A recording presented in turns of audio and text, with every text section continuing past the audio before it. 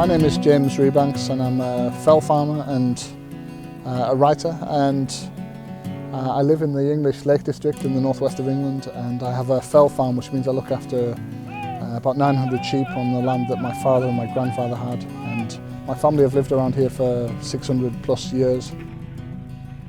So welcome to my world, the English Lake District, the snowy fells, the dry stone walls, the 3 sheepdogs holding the flock of Herdwick sheep behind me, and the Herdwick sheep themselves, which are native to the Lake District and go back at least 1,000 years, maybe 3, 4, 5,000 years, their ancestry. I just love the little beautiful things. I was lucky I had a grandfather that taught me to look at things and see the beauty in little things that other people might miss. So you see the cattle breathing on a frosty morning and you think, wow, that's beautiful. Or you see the ice in the beck this morning, the sort of ice sculptures that are formed in the frozen stream.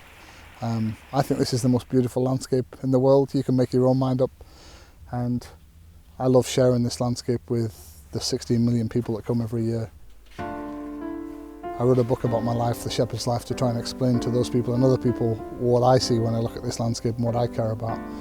And I've just had the good fortune, I think it was good fortune, to do a book tour to America, and I travelled around many of the American cities and was very much out of my comfort zone in a place that isn't really me, but it's great to be home. In fact, it's better than great to be home. I can't believe how much I love my home, and I want to be away from it as little as possible in the future. These sheep live on those fells year round. They only come down to have their lambs in the valley bottom meadows in the spring, in April. But when those lambs are a month old, they go back to the fell. Nearly all of my lambs live in those mountains all autumn until they come off their mothers and go to the lowland to grow. And the ewes themselves come down again now for a month so that they get mated. But most of the Herdwick ewes will go back to those mountains right through the depths of winter. And some will be fed, and some are so tough they don't even need to be fed. They can survive in those winters. They're the toughest of the tough. My job is to keep them in good condition, to take the hay out and to look after them and any health problems, as well as looking after this land and managing it. And I live here with my wife and my family, and every day is different. I think some people think rural life must be really boring, but I've never really understood that. My valley's never the same on 2 different days. I'm surrounded by amazing, funny, stubborn, independent people who make me laugh all the time. That's also why I love it. When I was growing up, I thought we were maybe the last people that would ever do this, but I don't believe that anymore. I think the survival of things like this is good. It's good for everybody, not just for me. It creates this beautiful landscape. It sustains a sort of diverse farming culture, and it keeps alive this heritage breed of sheep, which might be really important to people in the future all around the world.